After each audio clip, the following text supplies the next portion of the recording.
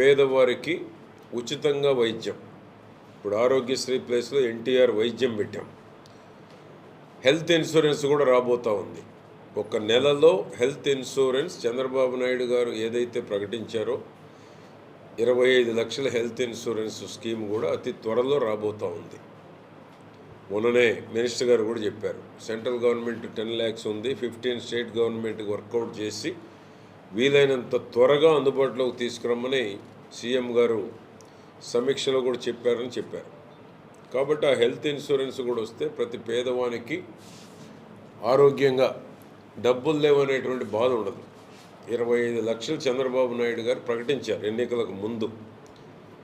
అది త్వరగా అందుబాటులోకి వస్తే కిడ్నీ కానీ లివర్ కానీ మేజర్ హెల్త్ డ్యామేజెస్ వాళ్ళు ఎవరైతే ఉంటారో వారందరికీ ఇక ఆర్థికంగా ఆలోచించేటువంటి అవసరం లేకుండా ఉంటుంది. ఆ విధంగా ఇవన్నీ ఒక మంచి ఏరియా హాస్పిటల్గా దీన్ని తీర్చిదిద్దాలంటే ఇవన్నీ ఫుల్ఫిల్ చేయాలి. టెండర్ కూడా కాంపౌండ్ వాలు మరియు రోడ్స్, ఇంటర్నల్ రోడ్స్, అట్లనే ఈ వచ్చేటువంటి డాక్టర్స్కి షెడ్స్, కార్ పార్కింగ్ కానీ బైక్ పార్కింగ్స్ కానీ టెండర్ పిలిచారు. అది ఎంత మేరకు ఫండ్స్ ఉన్నాయి? జగన్మోహన్ రెడ్డి లాగా అమృత స్కీమ్కి 65 కోట్లు అనౌన్స్ చేసి ఒక గాలి వార్తలాగా అయిపోయింది. ఇది కూడా అట్లా ఉందా ఏంటి? ఒకసారి నేను రేపు మండే ఇంజనీర్స్ని పిలుస్తాను.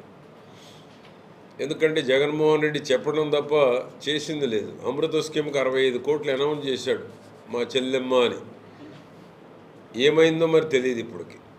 సంవత్సరం అయింది చేసి కూడా. సంవత్సరమైనా కూడా అతి గతి లేదు. ఈ 9 కోట్లు కూడా ఏంటో రేపు ఒకసారి ఇంజనీరింగ్ విభాగాన్ని పిలిస్తే ఈ స్టేటస్ ఏంటి, ఫండింగ్ స్టేటస్ ఏంటి, అసలు డబ్బులు ఉన్నాయా, లేకపోతే కాంట్రాక్టులను మోసం చేసే టెండరా చూడాల్సినటువంటి అవసరం ఉంది.